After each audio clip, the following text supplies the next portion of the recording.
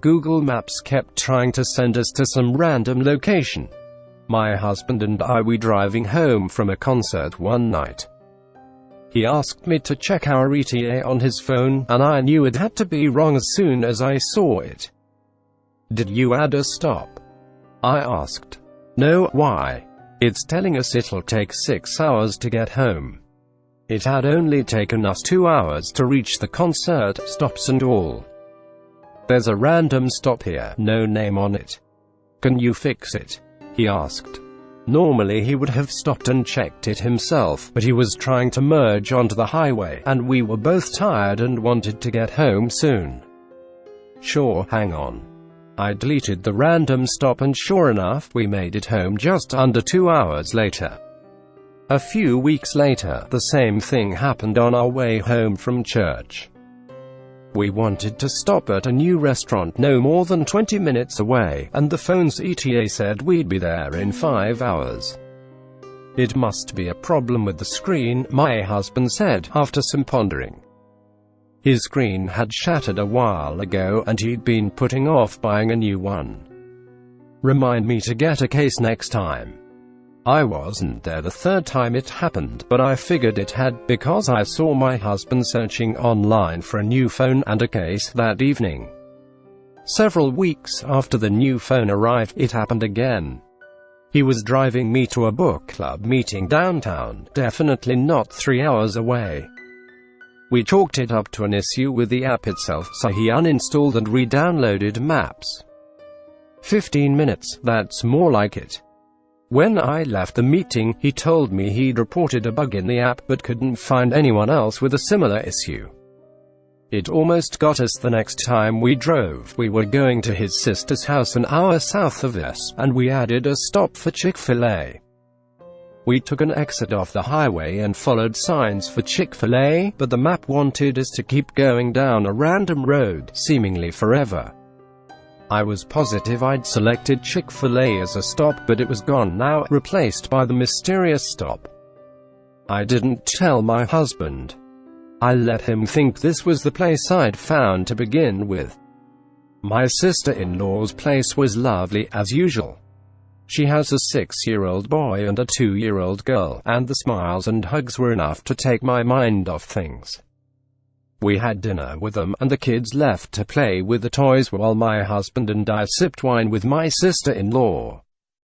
My seat at the table was close to the door to the kids' room, which was open. At some point I zoned out and caught myself staring at my niece, playing with one of those old bulky educational toys that would sound out letters and numbers for the kid to press. My niece took her time pressing the correct buttons, focused yet serene.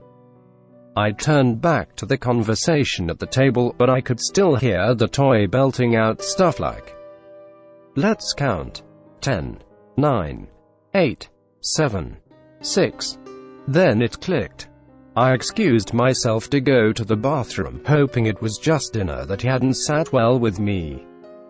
But the penny had dropped, and I just wanted to find it and hurl it back into the darkness. The random stops weren't random at all.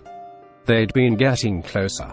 I hadn't been paying attention to the stops themselves. They were always just a set of coordinates with no noticeable landmarks nearby. I was pretty sure I would have noticed the same set of coordinates appearing more than once, or at least a neighborhood name. But I remembered the 8s. Here's the thing, I don't retain information very well, even if it's important, like names and appointments and chores. Random info, then, is highly unlikely to register with me. So the fact that I could remember the 8s in order troubled me. Some dormant instinct took note of those 8s, sensed a pattern, and was trying to warn me of what was coming. I want to say that I listened. I'm sure some of you think you would have listened if you were in my shoes. But the truth is, you just can't know what you do in any scenario until you've gone through it and lived to tell the tale. Besides, who would believe me? Again, some of you might think you would have, or that my husband should have, but that's not how it goes. Nothing happened for a while. I can't say for how long, but I was still on edge. I avoided going out, especially to new places. I ran out of excuses, and ended up admitting what I felt to my husband. He didn't react badly, he just didn't believe me, which I don't blame him for. He did the best he could as a loving husband, and I wish I could say the same. Pretty soon after that, a movie we really wanted to see came out in theaters, so we gathered some friends and made plans to go as a group. The original idea was to go to the same theater we always went to downtown, but scheduling issues made us decide to go to a different theater a bit further away. My husband opened his phone to search for the address, but I insisted on using mine instead. He gave me a look but let me do it. I put in the address. ETA, 30 minutes. Everything looked normal. I double-checked the final stop and it was clearly the right movie theater. "We good?" asked my husband. I smiled. "Yeah, we're good." He smiled back and kissed me. The theater was right next to a strip mall. We met our friends in the theater parking lot and walked over to a pizza place for dinner. We had loads of fun, and I could tell my husband was happy to see me in a better mood. We walked back to the theater, and while we got our tickets, I pulled out my phone to silence it. The Maps app was still open and on navigation mode. While I turned off the navigation, I caught a glimpse of the destination marker before it disappeared. It wasn't in the same spot as the theater's marker. Which isn't that strange. Sometimes Google tells you that your destination is several yards away from the actual building entrance. But the point the navigation tried to lead us to was to an empty lot right next to the theater, between it and the strip mall. The movie was great, I think. I don't recall much of it anymore. The point is, when we left the theater, I glanced at the spot between the theater and the strip mall. It was covered in dense foliage. I know now that there was something there, watching us. Following us. We fell back into routine. Sort of. I called in sick to work one day, hoping some rest would get my mind off things, but quickly realized that being home alone felt so much worse. I was back at work the next day.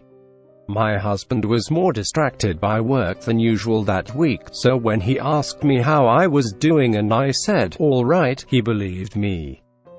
I left work early on Friday and stopped at a coffee shop on the way home. I was too distracted to focus on work, but I didn't want to be home alone again, so I waited until I was sure my husband would be home before heading there myself. He wasn't home. The sun was only just beginning to set, but I turned on all the lights in our apartment anyway, and closed the shutters. I opened my phone to text him, and saw a few messages already there. "Hey hun. Some coworkers wanted to take us out for dinner. Is that okay? I'm going. I'll stay safe, I promise." 3. My heart sank. I replied, "It's okay, but could you maybe come home soon? Not feeling great. Love you too." I tossed my phone on the couch and went on my computer for a while, trying to get my mind off things, failing terribly. I started writing down everything going on, hoping that once it was all down, I'd see how ridiculous it all sounded. I had about 1,400 words down before I decided to check my phone again. "Sorry to hear that. I'll be home soon. Stopping by Walmart for some stuff. Need anything?" I was about to respond when I got a call from him. I picked up but couldn't hear anything. I said hello many times before the sound finally came through. Static, I thought. But it came irregularly, and had a different quality to it. Dragging. Not static, I realized. A body dragging across the floor. I screamed into the phone, begging to know who was there, what was going on, and most of all, begging for my husband's life. When I finally stopped for air and to cry, I heard something. Breathing. The shrill whistle of air through bared teeth. And scratching. Like something pawing at the phone. Then a voice. God, the voice.